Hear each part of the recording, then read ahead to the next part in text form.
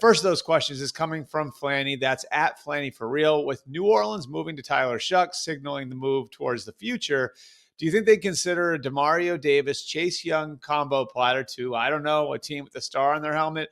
If so, how much would that cost? Over the years, Flanny, the Saints have been very reluctant to go through an all-out rebuild. Part of it, I think, relates to Mickey Loomis's age. He's in his 60s.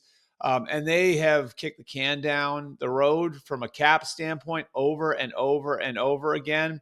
So whether or not they'd be willing to go full on fire sale, I'm a little skeptical of that. However, last year they did show a willingness to move some parts and trading off Marshawn Lattimore, who was obviously a huge part of their organization for a long, long time. They traded him to the Commanders last year.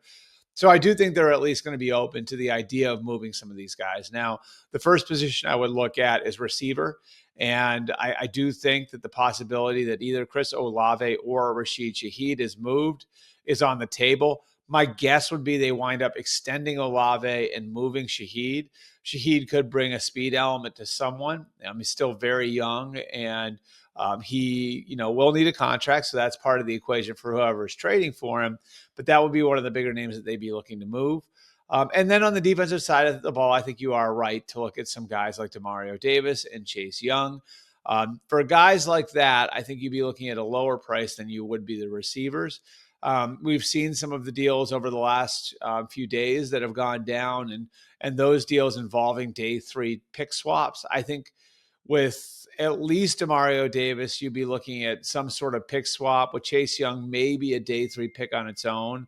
But certainly I think that those are things that you can consider asking the Saints for. And I don't think the Saints are going to hang up on you. A couple of years ago, when I think Loomis was dead set on winning without Sean Payton and proving he could win without Sean Payton, we might be talking about a little bit of a different approach from the Saints.